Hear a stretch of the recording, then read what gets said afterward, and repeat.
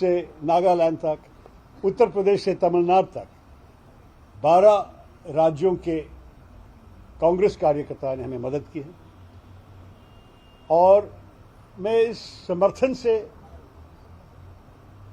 Party को भी दिखाना चाहता हूं कि मेरी आवाज एक व्यक्ति की आवाज नहीं है। मैं अकेला चला था, जैसे मैंने मजरू सुल्तानपुरी के प्रसिद्ध शायरी को कोट करके आपको दिखाया। मैं अकेला चला था, लेकिन लोग आते रहे, चलते मेरे साथ और कारवां बनते गए। तो इसलिए मैं उनके समर्थन के साथ आज नॉमिनेशन फाइल किया और ये 50-60 होने वाला है, क्योंकि एक और फॉर्म हम तो हर इलाके से लेके आ रहे हैं। 3 बजे के पहले हम एक और फॉर्म भी सबमिट करेंगे और इसके साथ हमारी उम्मीद है कि कांग्रेस मजबूत बने और कांग्रेस पार्टी इस देश के आगे ले जाए। 21वां शताब्दी एक बहुत महत्वपूर्ण समय है भारत के भविष्य के लिए। हमने देखा है कि कुछ सालों से बहुत चीज़ें ठीक नहीं चल रहे हैं हमारे देश में। भाजपा के सरकार नोट निरोध लेके आए, आपको याद है, डिमोनेटाइजेशन, नोटबंदी। उसके बाद आपको याद है कि हमें एक बहुत बुरी रिकॉर्ड तक गिरना पड़ा कि हमारे इतिहास में सबसे बड़ी बेरोजगारी, क्योंकि जब तक हमने आंकड़े मेंटेन किए सरकार में, इतनी बड़ी बेरोजगारी कभी नहीं हुई है।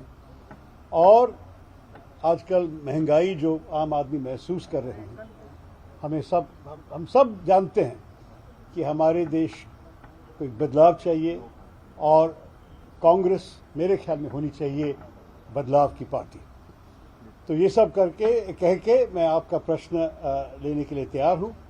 ये हिंदी में भी है और आपको हिंदी और अंग्रेजी में जिस भाषा आप चाहते हैं हम दे सकते हैं। देखिए, ये घोषणा पत्र आपको पता है कि ये 9100 जो वोटर्स हैं, ये कांग्रेस पार्टी कार्यकर्ता डेलीगेट्स हैं, ये उनके लिए हैं। देश के बारे में कांग्रेस पार्टी की बहुत सोच है और देश के बारे में हम बहुत कहेंगे, लेकिन अभी इस चुनाव में हम पार्टी के भीतर किस किस्म के प्रगति लेके आने चाहते हैं, ये इस घोषणा पत्र में है। हम चाहते हैं कि आप देखिए, कायाकल्प की प्रक्रिया को अपनाएं, बड़ी जरूरी है कि संगठन का विकेंद्रीकरण, हमें डिसेंट्रलाइजेशन की काफी जरूरत है इस पार्टी में। एआईसीसी मुख्यालय की भूमिका की फिर से कल्पना, पार्टी के मूल विश्वासों को दोहराएं। कभी कभी लोग भूल जाते हैं, ये भूलना कभी नहीं चाहिए कि हमारे संकल्प, हमारी सोच जो भारत के बारे में है, ये भाजपा और हमारी सरकार से बहुत अलग है और ये हम बार बार जनता को याद दिलाना चाहते हैं। पार्टी में व्यापक भागीदारी, चुनाव प्रबंधन को मजबूत करना, वो तो बड़ी जरूरी है, आपको पता है क्यों। युवाओं पर अधिक ध्यान, और ये मैं कह रहा हूं क्योंकि हमारे देश में युवाओं तो 50% तो पार किए हैं। हमारे देश युवाओं की देश है और हमारी पार्टी भी युवाओं की पार्टी होनी चाहिए। भविष्य में अगर भारत 21वां शताब्दी को हाथ में लेके अच्छा रोशनी ले आना चाहेंगे इस देश में, तो युवाओं को हमें शक्तिकरण देनी ही चाहिए। महिलाओं के लिए बड़ी भूमिका, ये बड़ी जरूरी है। उद्योग और पेशावरों के लिए आउटरीच के लिए शुद्ध हिंदी किसी ने बताएंगे मुझे, लेकिन आउटरीच के बारे में कहा इसमें। और सामाजिक कार्य के रूप में राजनीति के लोकाचार पर लौटे, क्योंकि कांग्रेस पार्टी, आपको पता है कि कुछ लोग सोचते हैं कि इलेक्शन लड़ने की एक मशीन है, लेकिन हर चुनाव के बीच में बहुत काम है जनता के साथ। और जब हम ये करेंगे, हम गरीबों को मदद करेंगे, कोई अनपढ़ औरत को एक राशन कार्ड का एप्लीकेशन फॉर्म भरना नहीं आती है, कांग्रेस कार्यकर्ता जाके मदद करते थे, शायद अभी करना चाहिए। अगर कोई गुंडा किसी के घर के अंदर घुस के गड़बड़ किया और पुलिस एक्शन नहीं लेना चाहते क्योंकि वो गुंडा की पार्टी अधिकार में है, तो कांग्रेस कार्यकर्ता जाके मदद देते हैं, कांग्रेस प्रतिनिधियों को फोन करके कोई और तरीके से मदद मांग रहे हैं इस औरत की। इस किस्म की सहायता जो हम सोशल वर्क, सामाजिक काम कह सकते हैं, ये भी पार्टी को करनी चाहिए और ये सब मैं हमारे कार्यकर्ताओं को याद दिलाना चाहूँगा। तो ये सब करके मैं मेरी क्रेडेंशियल्स को अभी कार्यकर्ताओं के सामने रख रहा हूँ और अंत में मैं एक और बार धन्यवाद कहना चाहता हूँ कांग्रेस अध्यक्ष सोनिया गांधी जी से। मैं उनसे मिला हूँ, राहुल गांधी जी से भी और प्रियंका गांधी जी से भी। वो लोग कहें कि चुनाव पार्टी के लिए अच्छा है, कि पार्टी को मजबूत करेंगे, क्योंकि लोग हमारे जैसे आप कर रहे हैं, आप ध्यान देंगे हमारे पार्टी को, और मेरे ख्याल में इस ध्यान से कांग्रेस का संदेश और लोगों के मन में और हृदय में पहुंचेगा। ये सब कह के मैं आपको प्रश्न देने की तैयार हूँ। सर, ये सवाल है कि माना जा रहा है खड़गे जी ऑफिशियल कैंडिडेट हैं, ये माना जा रहा है सर एक मिनट मैम, जैसे वन अच्छा Anand, you conduct. Digvijay Singh drops out from the Congress presidential post. Even you have any plan that you will withdraw your nomination, sir? But why would I take the trouble to file a nomination today? Why would I welcome the support of so many karyakartas? As I said, 60 people from around the country are supporting me. Why would I do that in order to withdraw? You must understand, this is not, मैं हिंदी में कह सकता हूं आपको, ये तो एक युद्ध नहीं है। पार्टी के अंदर सहयोग, दो सहयोगी अगर उनके कल्पना लोगों को दिखाना चाहते हैं, उनके संकल्प के बारे में वो बताते हैं कार्यकर्ताओं को, ये तो कोई शत्रु दुश्मनी की बात नहीं है। खरगे साहब तो मैं बहुत सम्मान देता हूँ, मैं उनके साथ काम किया हूँ, 5 साल लोकसभा में वो लीडर ऑफ द ऑपोजिशन रहा, और अगर वो आज फाइल करेंगे 3 बजे के पहले जैसे आप लोग कह रहे हैं, तो मैं उनको वेलकम करूंगा, स्वागत करूंगा। ये अच्छी बात है, क्योंकि मेरे ख्याल में पार्टी के लिए कई उम्मीदवार चाहिए। मेरे ख्याल में श्री त्रिपाठी झारखंड से आके वो भी साइन किए, तो 3-4 उम्मीदवार अगर है, मेरे ख्याल में पार्टी के लिए अच्छा है, क्योंकि चुनाव में चॉइस मिलनी चाहिए लोगों को। दूसरी बात यह है, एक और प्रश्न में जवाब देने दीजिए। The other point I wanted to stress, you said specifically about whether I withdraw. I will not let down the workers from around the country who have gone out of their way to extend their support to me. They have invited me to contest as their representative, and when they ask me and they sign the papers, they sometimes travel long distances to give me their signatures. I am not going to disappoint them by pulling out. So one addition to that question. One second. Has been dropped by the party, and it has been said that Kharge is the main lead or the main support. He's getting the main support from the party. आपको इसमें क्या कहना है कि खड़गे को main face बताया जा रहा है कांग्रेस पार्टी की तरफ से? That is the basic thing that is coming. That now Kharge is a more stronger candidate. What do you have? Listen, the Congress president has assured me that the Congress party has no official candidate, and that the Gandhi family will stay neutral in this race, and that they welcome as many candidates coming forward as possible. In that spirit, I have put forward my candidacy. It is not disrespect to anybody. It is a friendly contest that's going to happen. And as far as I'm concerned, in that friendly contest, we should be able to work cooperatively as colleagues. We are not enemies. We are not rivals. We are colleagues.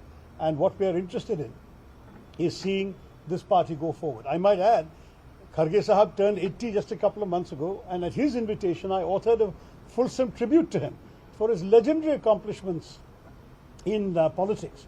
He was elected MLA 9 times. He was in the Lok Sabha once. He's been a terrific, twice I think, but anyway, he's been a terrific leader for many, many years. I think he's one of the great giants, the Bhishma Pitama of our party in some ways. He's the leader of the opposition in the Rajya Sabha. Let's respect Mr. Kharge. But there is no disrespect in saying that I have my own ideas to put forward, which may not be his ideas. He will put forward his ideas also, I'm sure, to the party workers. Let the party workers decide how to proceed. Sir, you are saying you represent the voice of the youth. So do you think Mr. Kharge will not be able to bring that rigor that you want to bring in the party? Look, I am not going to say anything negative about Mr. Kharge or Mr. to take the party forward in a different way. The party has had some great successes in its storied history, but for some years now we have been suffering setbacks. And the question is, how do we stop those setbacks, change the narrative and move forward? Mr. Tharoor, would you take look for a consensus candidate if that can happen in a party election? I mean, then why have an election? I mean, if the only desire was for a consensus candidate, then the Congress president could have found somebody and presumably a consensus would have been easily arrived at in the working committee. That's happened many times in the past. But once the working committee and the Congress president stood behind an election, that means an election must take place, and in that election, we must put our own ideas forward. So I'm not at this point looking for, I don't think the party is looking for a consensus. If some colleagues want that, good for them, but I'm not necessarily one of those. Sir, आपने अपने manifesto में लिखा कि आपका एक उम्मीद आपकी ये है कि सत्ता का संगठन का विकेंद्रीकरण है, डिसेंट्रलाइजेशन भी होना चाहिए।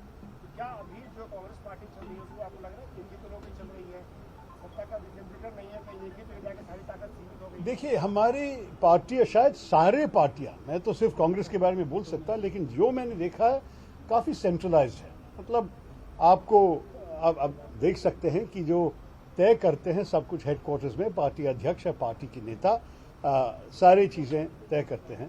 अगर एक उदाहरण दे दूं तो आजकल हमारे पार्टी में एक डिस्ट्रिक्ट कांग्रेस कमेटी, मतलब जिला कमेटी का अध्यक्ष का नाम भी दिल्ली में कांग्रेस पार्टी का अध्यक्ष अप्रूव करने की जरूरत है। ये तो मैं पूछने लायक बात है कि क्यों?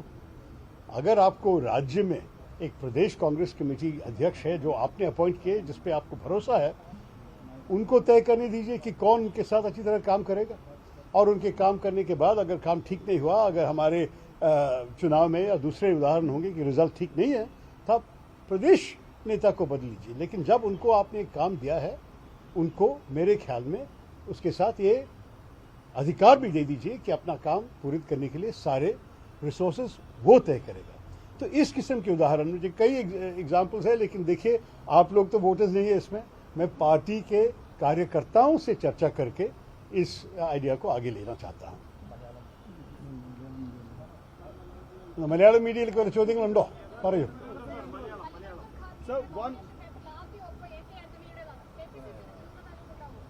അല്ല, നോക്കൂ, ഇത് ഓരോരോ വ്യക്തികളുടെ വോട്ടാണ്. ഒരു PCC, ഏത് PCCന്റെ വോട്ട്, ഞാൻ 12 പ്രദേശത്ത് നിന്ന് പിന്നെ സിഗ്നേച്ചർ കൊണ്ടുവന്നിട്ടുണ്ട് നമ്മളുടെ ഈ നോമിനേഷൻ പത്രികയിൽ. പക്ഷേ ഈ 12 പ്രദേശത്തിലും മിസ്റ്റർ ഖാർഗെന് പിന്തുണ ഉണ്ടാകുന്ന എനിക്കൊരു സംശയവുമില്ല. കാരണം ഇതാണ് ഒരു ജനാധിപത്യ തെരഞ്ഞെടുപ്പിന്റെ അർത്ഥം. നിങ്ങൾക്കറിയാമല്ലോ, ഒരു തെരഞ്ഞെടുപ്പിൽ എല്ലാ വ്യക്തികളും 9100 ചില്ലാൻ വോട്ടേഴ്സാണ് ഉള്ളത്. അവരെല്ലാവർക്കും സ്വന്തം അഭിപ്രായം, സ്വന്തം തീരുമാനം എടുക്കട്ടെ. എൻ്റെ അറിവിൽ ഒരു PCCക്ക് എല്ലാവരുടെയും പേരിൽ ഒരു തീരുമാനമെടുക്കാൻ അവകാശമില്ലെന്ന് മാത്രമല്ല, മിസ്റ്റർ മിസ്ത്രി പറഞ്ഞു അത് സമ്മതിക്കില്ല. ഒരു തെരഞ്ഞെടുപ്പ് ഉണ്ടെങ്കിൽ ആ തെരഞ്ഞെടുപ്പ് ശരിക്ക് നമ്മളുടെ ഭരണഘടനത്തിൽ എഴുതിയ നിയമങ്ങൾ പ്രകാരമാണ് നടക്കേണ്ടത്. So just stressing that as far as the constitution of the Congress is concerned, there is no provision for PCCs to pass resolutions binding all their delegates. Every individual delegate has the right to vote as he or she wishes, and that is the way in which we expect to see the election conducted. आपने कहा कि चुनाव है, neutral होगा, ऐसा आपको top management ने कहा है, गांधी परिवार ने ऐसा कहा है। जी जी। जब G23 लीडर पूरा सपोर्ट खड़गे साहब को देंगे तो फिर निष्पक्षता कहाँ रह जाती है? लेकिन ये G23 क्या है, असल में यही पूछना चाहिए, क्योंकि ये तो माध्यमों के मन में है। जैसे मैं जानता था कि 2-3 हमारे वरिष्ठ नेताओं एक चिट्ठी लिखी और वो दस्तखत मांगे कई लोगों से, लेकिन कोविड लॉकडाउन का समय था और उस समय सिर्फ 23 लोग उनको मिले दिल्ली में दस्तखत करने के लिए। लेकिन उन लोग, मेरे ख्याल में 100 से ज्यादा लोग का समर्थन मिले टेलीफोन पे, लेकिन ये चिट्ठी में 23 लोग साइन किए। उन 23 लोग में आपको पता है कि 3 लोग पार्टी छोड़ के चले गए और दूसरे पता नहीं उनके स्टैंड क्या है इसके बारे में। लेकिन उस चिट्ठी जो लोग साइन किए हैं उसमें कई बदलाव चाहते थे लोग। एक उदाहरण है कि चुनाव, कि अध्यक्ष स्थान के लिए भी चुनाव और कांग्रेस वर्किंग कमेटी के लिए भी चुनाव। मेरे ख्याल में ये सब चलना अच्छी बात है। तो अभी कांग्रेस पार्टी कर रही है, मतलब ये चिट्ठी कांग्रेस पार्टी ने काफ़ी गंभीरता से पढ़ के समझी है। अगर आप उनके बारे में बोल रहे हैं तो ये 23 लोग मेरे ख्याल में कभी भी एक साथ इकट्ठे नहीं हुए हैं मेरी जानकारी में। अगर उनमें से कुछ लोग 4-5 लोग जो भी है खरगे साहब को मदद करेंगे, मैं बिल्कुल रिस्पेक्ट करता हूं, ये तो अच्छी बात है खरगे साहब के लिए। लेकिन जब 9100 लोग अपनी राय को तय करके वोट देना है तो 4-5 लोग पूरे के लिए निश्चय नहीं कर सकेंगे ना। मेरे ख्याल में वो लोग अगर 23 के लिए भी नहीं निश्चय किए हैं तो 9000 लोग के कैसे निश्चित हो जाएगा। AK ആന്റണി ഒപ്പുവെച്ചതുകൊണ്ട് മല്ലികാർജ്ജുൻ ഖാർഗെ ഔദ്യോഗിക സ്ഥാനാർത്ഥിയാകണമെന്നില്ല എന്നാണോ അങ്ങ് ഉദ്ദേശിച്ചത്? അല്ല, എനിക്ക് നമ്മളുടെ പാർട്ടി അധ്യക്ഷ എന്നോട് പറഞ്ഞത് മാത്രമേ എനിക്ക് പറയാൻ സാധിക്കൂ. എനിക്ക് അവരിൽ പൂർണ്ണ വിശ്വാസമുണ്ട്. അവർ പറഞ്ഞു അവർക്കൊരു ഔദ്യോഗിക സ്ഥാനാർത്ഥി ഇല്ല. അവർ ഈ തെരഞ്ഞെടുപ്പിൽ ഒറ്റയ്ക്കാണ് അവർ ഓരോരോ സ്ഥാനാർത്ഥികളെ കാണുന്നത്. അവർ ന്യൂട്രലായിരിക്കും, ആർക്കും പിന്തുണ കൊടുക്കില്ല എന്ന് അവർ പറഞ്ഞിട്ടുണ്ട്. ഇനി നിങ്ങളുടെ മാധ്യമത്തിന്റെ അഭിപ്രായത്തിൽ ഓരോരോ സിഗ്നേച്ചറിന്റെ അർത്ഥം വേറെ വല്ലതുമാണെന്നുണ്ടെങ്കിൽ അത് നിങ്ങൾ തന്നെ തീരുമാനിച്ചോളൂ. ഞാൻ എന്റെ അധ്യക്ഷ പറഞ്ഞ കാര്യങ്ങളിൽ ഞാൻ മുന്നോട്ട് മനസ്സിലാക്കിയിട്ട് മുന്നോട്ട് പോകാൻ സാധിക്കുള്ളൂ. ഞാൻ അദ്ദേഹത്തെ കണ്ടിട്ടുണ്ട്, പല നേതാക്കളോട് സംസാരിച്ചിട്ടുണ്ട്. പലവരും എന്നോട് ആ സമയത്ത് പറഞ്ഞത് അവർക്ക് കുറച്ച് സമയം കൂടി വേണം ഇതിനെക്കുറിച്ചൊക്കെ ചിന്തിക്കാൻ. ആ ചിന്ത എടുത്ത ശേഷം അവരൊരു സ്റ്റാൻഡ് എടുത്തിട്ടുണ്ടെങ്കിൽ അത് അവർ തീരുമാനമാണ്. നമ്മൾക്ക് ഒരു സ്വാതന്ത്ര്യമുണ്ടല്ലോ രാഷ്ട്രീയത്തിൽ ഓരോരു തീരുമാനമെടുക്കാൻ. ഇന്ന് 2 യുവ MLA-മാർ കേരളത്തിൽ എനിക്ക് പിന്തുണ പ്രഖ്യാപിച്ചു, ശബരിനാഥനും മാത്യു കോയനാഥനും. അപ്പം ഇങ്ങനെ നമ്മൾക്ക് പ്രായമുള്ള ചില നേതാക്കളെ നല്ല ബഹുമാനമുണ്ട്. പക്ഷെ ഭാവിയെക്കുറിച്ച് ചിന്തിക്കുന്ന ചില ചെറുപ്പക്കാർക്ക് വല്ല വേറെ ഐഡിയാസ് ഉണ്ടെങ്കിൽ അതിനെയും നമ്മൾ സീരിയസ് ആയി എടുക്കണ്ടേ? അതാണ് ചോദ്യം. So there is one question. When you went with your supporters, but when Mr. Kharge went, there was Mr. Gehlot, Digvijay Singh, Dipendra Huda, so a battery of leaders backing him, which sends out a signal that the High Command is some way with him. So where does the neutrality of the election stand in that case? I go by the assurances given to me by the party president and by other leaders, including the former president. They have made it very clear that as far as they're concerned, there is not and will not be an official candidate. Now, if appearances suggest otherwise, I think that, one of the differences between the approach that has been adopted of a whole series of senior leaders going, and in my case, a whole series of ordinary party workers going, it already tells you a story. Do you want the continuation of the status quo? Do you want the establishment to continue in this way? Then definitely you must vote for Mr. Kharge. Do you want change? Do you want to empower the grassroots? Do you want to give opportunities in the party at the lowest levels, revitalize and re-energize the districts, the blocks, the states, rather than being a top-heavy, inverted pyramid kind of organization? If you want that, then please consider voting for me. Tharoor sir, Can you throw light on who all have been your proposers, and are there any MPs who have signed on your nomination? There are indeed a few MPs. I think at this stage, until the scrutiny of the forms is complete tomorrow and all candidates accepted, I don't think that I will be revealing any names. I've told you how many states, I've told you how many signatures. The scrutiny is tomorrow, we'll see. But there are MPs from at least 4 states. There are a number of ex-MPs and young MLAs. There are a number of party workers. And we've had some fairly senior figures. We've had a very senior General Secretary who has signed. We have in Kerala, the senior most Congress person in my district has signed, former MLA, but also somebody who has held every senior position in the party. So there are people with seniority also with me, but the bulk of my signatures are from regular कार्यकर्ता.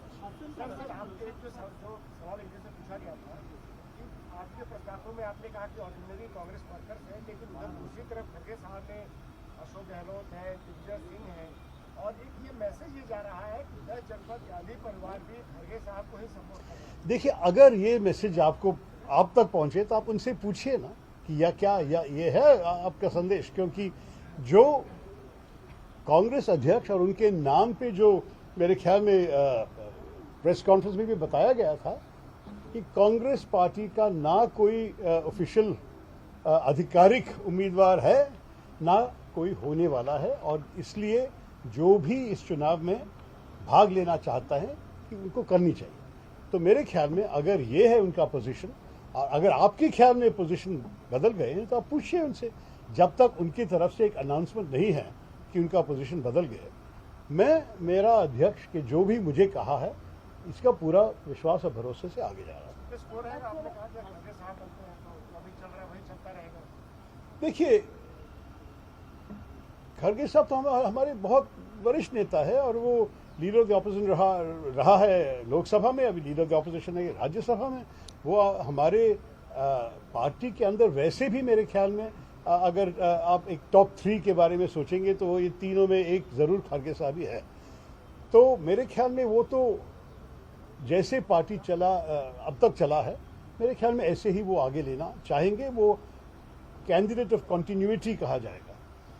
मैं इस किस्म का काम संगठन में नहीं किए हैं। मैं जो कर रहा हूं आजकल, मैं एक अलग किस्म की सोच पार्टी के कार्यकर्ताओं के सामने रखना चाहता हूं, और ये है मेरे ये पत्रिका। आप पढ़ के देख लीजिए कि क्या क्या है मेरे आइडियाज डिटेल में, और मैं उनके साथ चर्चा करके तय करूँगा। लेकिन आप किस तरीके से देखते हैं कि रातों रात लेट पोस्टिंग्स होती है, दिग्विजय जी को ड्रॉप कर दिया जाता है, सडनली खड़गे जी के नॉमिनेशन को कर दिया जाता है? How do you look at it? Because suddenly overnight late night meeting happens and then Digvijaya Singh in the morning has What do you want me to say? What do you want me to say? I am not going to comment on things that happen beyond my ken, beyond my involvement. मैं तो ना उस वक्त थे उस meeting में, मैं तो मुझे कोई पता नहीं कि क्या क्या बातचीत हुई। मुझे सिर्फ ये मालूम है जो मुझे डायरेक्टली कहा है, और मैं हमारे जो पार्टी का अध्यक्ष है बहुत सोनिया गांधी जी, तो हम बहुत सारे बहुत रिस्पेक्ट करते हैं। मेरे ख्याल में आगे जाने के लिए मुझे फुल फेथ में मैं आगे जा रहा हूँ। सर,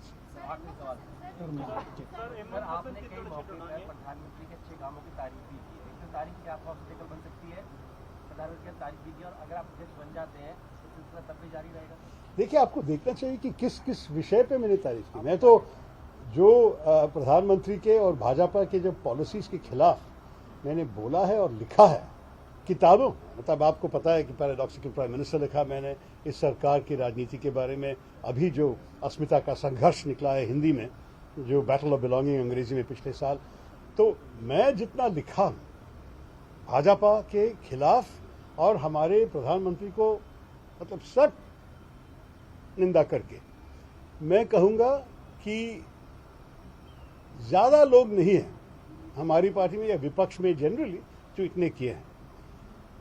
लेकिन ये भी सच है कि कुछ बातों के लिए जब अच्छे काम करते हैं जो हमारी पार्टी भी कर सकते थे, मैं उनको बिल्कुल अप्रिशिएट करने के लिए तैयार हूं।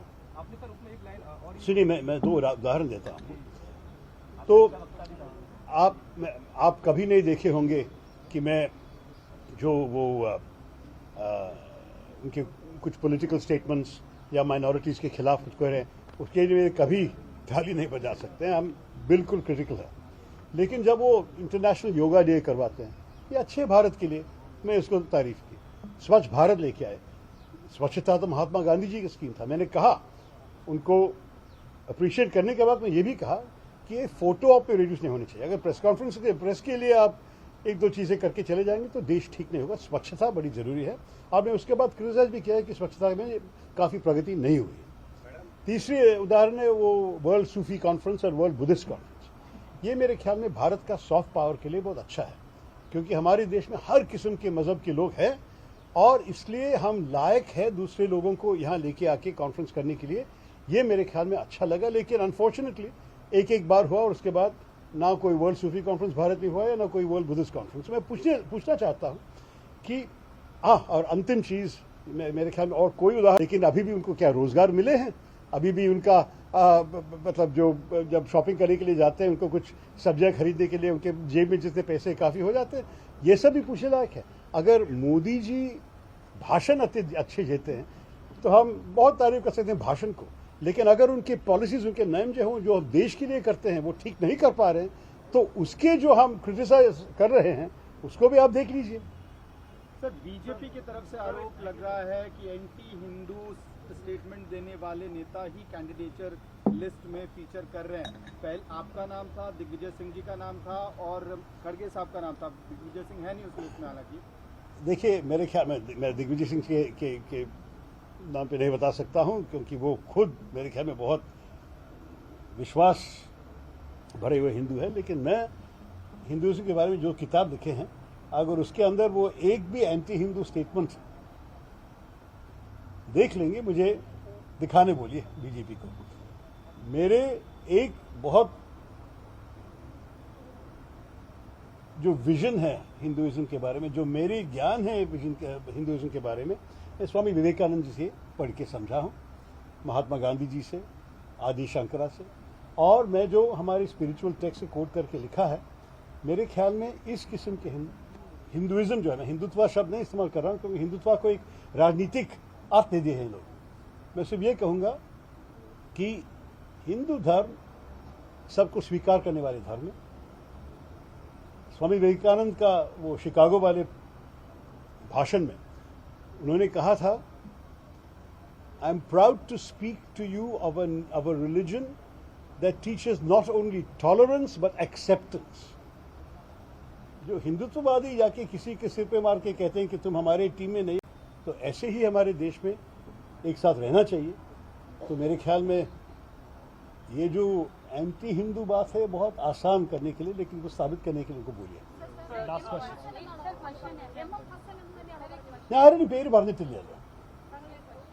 അല്ലല്ല, ഒരു സീനിയർ നേതാവ് തിരുവനന്തപുരം ഡിസ്ട്രിക്റ്റിൽ പിന്നെ എൻ്റെ പ്രകടനപത്രിക ഒപ്പിട്ടുണ്ട്. പക്ഷെ ഞാൻ പറഞ്ഞില്ലേ, സ്ക്രൂട്ടിനി കഴിയുന്ന വരെ എനിക്ക് ആരുടെയും പേരെടുക്കാൻ ആഗ്രഹമില്ല.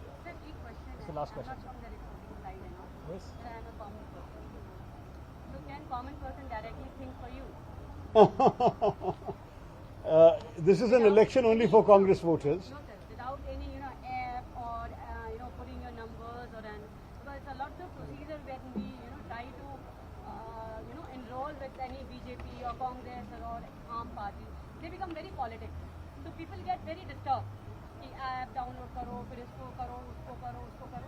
We want my relation with my leader should be very transparent. So we need people like you. Let me say very honestly that one of the reasons that many party workers called me and said they want me to contest for this is they argued that I would attract people to the Congress Party's mission who are not amongst the traditional voters of the Congress Party. As you say, you are not. Ordinary people who care about the future of the country, but who did not vote for the Congress in 2014 or 2019, we need them back. We are not going to surrender them permanently to the BJP. And therefore, if I, through my ideas and my outreach, can attract such people back into the party, I am very happy to do it, and that is the reason why so many people wanted to sign my form.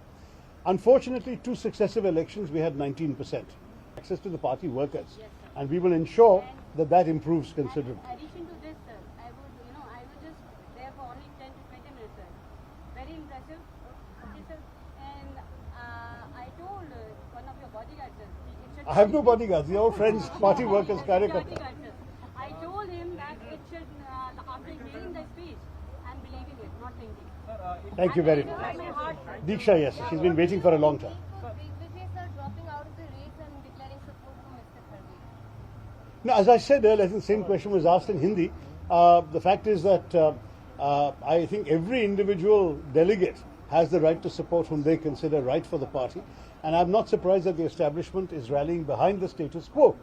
If you want the status quo, I think you should vote for Mr. Kharge. If you want change and progress in the party with an eye to the rest of the 21st century, then I'm hoping that I'll stand for that change. Last question. Sorry, Malayalam is it?